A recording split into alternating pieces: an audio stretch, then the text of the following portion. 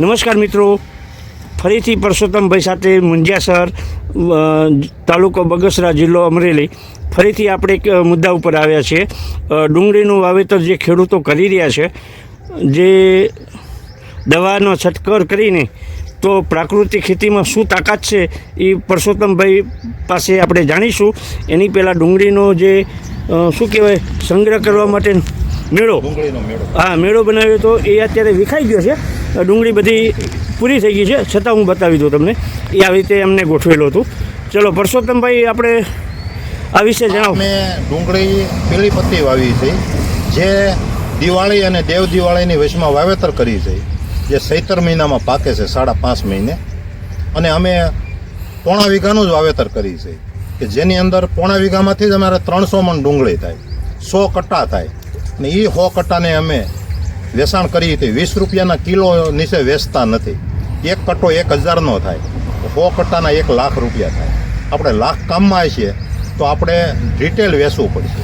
આ વર્ષે નહીં, મને ગયા વર્ષે 1.5 લાખ મળ્યા હતા, કારણ કે 30 રૂપિયાની કિલો વેચાતી। આ વર્ષે નબળું છે, છતાંય 20 રૂપિયાની કિલો એટલે 400 રૂપિયાની મણ વેચાણી। ડુંગળી આપણે ફેંકી દઈ છે, આખું ખેતર નથી વાવવું, થોડું વાવી અને મૂલ્યવર્ધન કરી અમે જો આ મેળો બનાવ્યો હતો। આખો વર્ષ આમાં રાખી, પ્રાકૃતિક છે એટલે એનો સ્વાદ છે અને લોકો તમને ગોતતા ગોતતા લેવા આવશે। પ્રાકૃતિક ખેતીની આ તાકાત છે મિત્રો। તમારે ગરાક ગોતવા નહીં જવું પડે, તમારી પાસે ગરાક આવશે, એ તાકાત છે। કારણ કે જેને ઓરિજિનલ ખાવું છે ને એ લોકો અહીંયા આવશે। તો ઓરિજિનલ જેમને ખાવું હોય અથવા ઓરિજિનલ તમારે વાવવું હોય, બિયારણ કેવા ભાવમાં આવ્યું હતું પરસોત્તમભાઈ? બિયારણ અમારે 1500 રૂપિયાનું કિલો આવ્યું હતું। બરાબર છે। આ વર્ષે જે મેં વાવેતર કર્યું છે એ દેશી બીજ વાવ્યું છે। ઉત્પાદન ઓછું આપે પણ સ્વાદ બહુ આપે। અચ્છા, 250 મણ એટલે 250 મણ જેવું જ ઉત્પાદન આપે।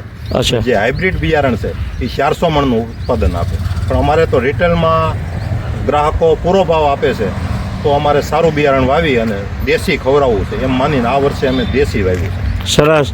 જેને દેશી ખાવું હોય એ પરસોત્તમભાઈનો સંપર્ક કરજો। અને હું ખાસ મારા ગુજરાતના તમામ ખેડૂત મિત્રોને કહું છું, એકવાર બગસરા સાઈડ આવો ફરવા, અથવા ગમે ત્યાંથી આવતા હોય તો એકવાર પરસોત્તમભાઈની મુલાકાત લેજો, એમની વિઝિટ કરજો, એમના ત્યાં તમે એકવાર જોજો એમની ખેતી કરવાની પદ્ધતિ। મિત્રો, તમને મજા આવશે ખરેખર, અને મને ખૂબ આનંદ થયો છે। હું પણ એક ખેડૂત છું અને મને ખૂબ આનંદ થયો છે। પરસોત્તમભાઈની વાત સાથે હું સહમત છું અને પ્રાકૃતિક ખેતી તરફ બધા ખેડૂતો વળે તેવી મારી પ્રાર્થના। જય જવાન, જય કિસાન।